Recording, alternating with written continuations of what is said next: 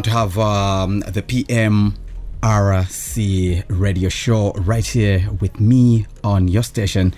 My guest this afternoon happens to be Mr. Sydney Mwamba, the PMRC head of research and analysis. And of course, today we are going to look at the crop diversification in the face of climate change in Zambia. Good afternoon, sir, and welcome to the show. Good afternoon. Mr. Sydney, And how good are you afternoon, doing? listeners. Right, how are you doing, sir? Oh, I'm doing great. Mm-hmm. Yeah, I think it's a great weather. People getting ready for the rains for the farming season. Farming season, yes. Yeah, sure. Though I'm doing like a backyard, just like a small thing. It is important, huh? Oh, sure. We all got to get involved. Exactly. Sure. So today we are going to look at the crop diversification in the face of climate change in Zambia. So maybe if you can just give us your introduction, maybe. Well, crop diversification, I think it's an important aspect, and this basically refers to the addition of new crops or cropping systems to agricultural production in a farming enterprise, taking into account the different returns from the value-added crops with complementary marketing opportunities. In a layman's term, we are merely saying the growing of diverse crops within a farming enterprise. Well, great. Now, why is crop diversification important for the country like Zambia in the current situation we are in? Well, you may note that since independence, the agricultural revolution has been driven by intervention mainly focusing on input supply and centered on maize production, which basically we call, in simple terms, monocropping, and hence the failure to deliver a diversified food system, which has resulted in poverty, malnutrition, vulnerability to drought, pests and diseases due to climate change and weather variability. So we all know that currently and even before, agriculture is one of the sector significantly affected by climate change and variability. So, and we know that seasonal dynamics, increased frequency of droughts, especially when we have dry spells, increased temperatures, altered patterns of precipitation, and intensity of some extreme weather events have actually affected parts of Southern Africa, including Zambia. You may be aware that in the previous past, 2015 to up to 2018, we suffered drastically from the effects of climate change. So crop diversification will bring now the meaningful transformation in terms of improved productivity. It will build resiliency in the farming systems, build the livelihoods, and reduce the harm to the environment, especially that Zambia already suffered from these effects of climate change. Then in addition, why this is important is that once you incorporate the principles of crop diversification, such as rotation, intercropping, agroforestry, conservation farming, cultivation of different tolerant crops, water harvesting techniques, as well as integrated soil fertility, among others, these actually will make the country more resilient to the effects of climate change, including ensuring that the country does not suffer from the drastic effects of climate change, and that farmers will be able to stabilize their incomes. Okay. Now, earlier on, I think you mentioned something like crop rotation. What are the advantages of having that? Well, one of the advantages of having crop rotation is that you basically ensure that you will protect your crops from pests and diseases. What I mean is that if you have been growing, say for instance, maize throughout, what that simply means is that pests that attack maize in the subsequent year, when you change a crop type to say for instance soybeans, you realize that such such pests are actually cut off from the farming system. Right. Apart from that, you realize also that an incorporation of plants such as legumes will actually add value in terms of soil fertility to the soil as well. Mm-hmm. Okay, so those are the major advantages that you can see when you are doing your crop rotation, right? Okay, now what are the benefits of a crop diversification to the farmers in the country? Well, we all know that it's like a norm in Zambia that whenever we talk about agriculture, we are barely talking about maize. Mm-hmm. But I think it is quite important to understand that crop diversification will be pivotal in ensuring that issues of food security and nutrition are actually brought into context. Then crop diversification actually mitigates the risks of crop failure and market uncertainties. In the instances, for example, in the aspect of climate change, when we have got drought, there are other crops that are drought tolerant. For example, those that may grow cassava, those that may grow cowpea, these are drought tolerant legumes. You realize that they might be spared from the adverse effects of climate change. Then the other aspect will also be crop diversification will also mitigate price risks. So, for instance, if the price of maize has gone down, and you have grown soybeans, you have grown other high value crops like vegetables and so on, you may be able to recover from these other crops.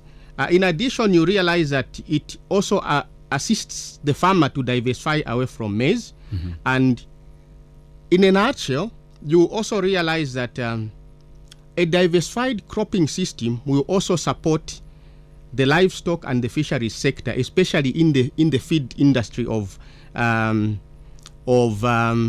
stock feed for fish and livestock. And in the long run, this will basically enhance the farmer's income. At national level, it is also important that crop diversification is important in ensuring that it actually supports the establishment and support of private-led sector manufacturing industry to produce inputs such as seed, fertilizer, and agrochemicals, mm-hmm. and as well as mitigating the natural shocks such as drought by adopting climate-smart agricultural technologies.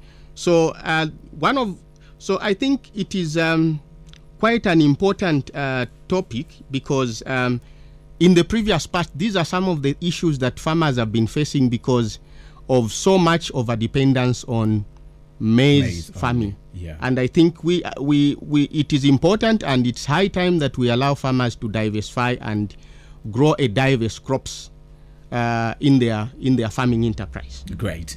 Right, we're still talking to Mr. Sidney Mwamba, Head of Research and Analysis at PMRC. Now, let's look at something else here, which is a crop diversification eco-friendly. Are they eco-friendly? Well, diversified farming enterprises are actually more economically and ecologically resilient. This simply means that by growing a variety of crops, farmers are at less economic risk and less susceptible to the drastic price fluctuations associated with the changes in the supply and demand. So, say for instance, a very good example will be a farmer who has grown maize and there is a prolonged drought. So you realize that, and another farmer who has grown cassava, they have grown cowpea, and we talked about some water harvesting technologies. Those that are capable to harvest enough water could have grown some vegetables, and those ones that have diversified in their farming enterprise, you realize that they would be able to be less affected by the adverse effects of the environment. And that's why we are saying this is an eco-friendly practice in terms of agricultural farming. Mm-hmm. All right. Now, what are the constraints of to have crop diversification? Well, I think I'll put it straight in terms of focusing on our country, Zambia. So one of the biggest problem is that you realize that the big proportion of cropped land in the country is completely dependent on rainfall, and therefore you find that farmers find it very difficult to diversify in various crop types to grow on their farming enterprise. It is actually important that you note that in the 2022 budget that was recently presented, I think government is now talking about opening up more irrigation projects and completing those that were actually ongoing, as well as opening up of the farm blocks. So this would actually ensure that this problem is averted. One other constraint is the inadequate supply of seed and planting materials of improved cultivars. And we are not just talking about the improved cultivars, but we are talking about also the diversified seed types. How diversified is our seed system in the country? So I think policymakers ought to look at that and ensure that our seed industry responds to crop diversification aspects. Then the fragmentation in the land holding systems, because currently I think it has been mostly favoring the modernization and mechanization of agriculture in Zambia, hence leaving the small scale farmers the desire to access land. And we hope that I think there are some new things that have been put in place in the new land policy, and we hope that the implementation may be able to avert this gap. Then another aspect is the poor infrastructure, especially in the rural areas. Poor infrastructure such as rural roads, power, transport, communications, to the development of a diversified agricultural production, especially for those farmers that wish to go into the production of fresh produce. If you are going to go into producing tomatoes, for example, Irish potatoes, you need to ensure that you have access to electricity, power, so that you should be able to have some cooling system to handle your fresh produce. So another aspect is the inadequate post-harvest technologies and inadequate infrastructure for post-harvest handling of perishable horticultural produce, like we have mentioned. Additionally, we also see that there is inadequately trained extension and research and development staff that are employed by government to provide well-tailored extension support to the farmers. Then the other aspect is actually one which is actually the biggest challenge is climate change, which we are also linking today. Climate change and variability has been one of the biggest challenge in terms of ensuring that the diversification in this country. Because we are talking about, say for instance, the fresh produce, we need to ensure that we have enough water for irrigation. And with climate change, the opposite may happen. We may have too much water or we may have less water, and that's the thing, the effects are quite immense. Right. Sure. Okay, as we come to the close of our program this afternoon, what are the measures and strategies should government implement to promote the crop diversification? Well, it's quite important to note that through the Plant Variety and the Seeds Act, Cap 236 of the laws of Zambia, as well as the Plant Breeders' Rights Act, number 18 of 2007, and their respective regulations, we are saying that these must be highly strengthened through better funding, as well as structural reforms to ensure that the presence of inspectors, especially those that are looking at enforcing the Seed Act, are actually present across the country and ensure that there are more farmers that actually venture into seed production. In addition, we In addition, in order for us also to see that the diversified production of crops is achieved, vis-a-vis also value addition through the establishment of processing hubs, complete transformation of the farmer input support program to electronic e-voucher is actually important, because e-voucher gives a farmer options to choose what kind of seed, what kind of inputs they actually need to access, other than the direct input supply, which basically restricts the farmer to basically maize and the number of fertilizers that they would be offered under this.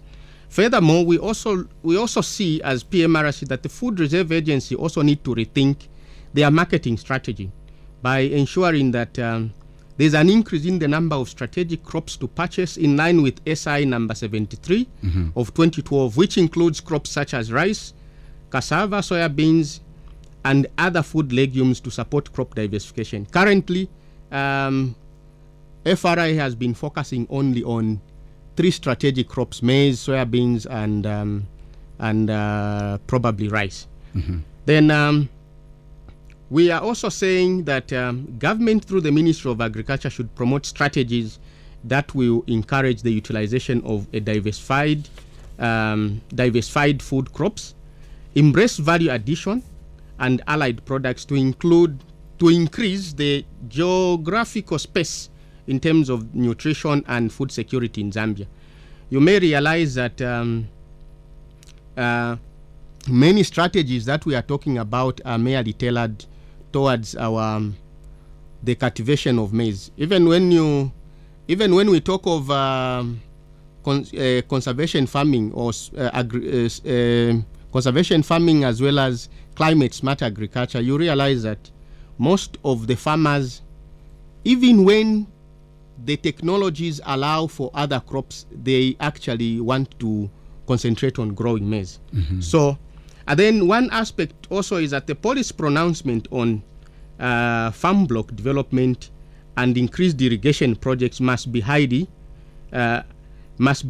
encouraged and supported by government, as these measures are critical to averting climate change effects and promoting the diversified cropping systems under irrigation. Great. All right. That's where we have to end our show this afternoon. Maybe if you've got anything that you want to share with the listeners out there before we conclude.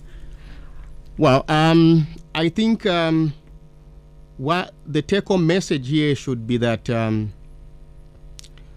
for the farmers that are listening and those that would want to venture into agriculture, crop diversification is one important aspect of promoting resilient cropping enterprise.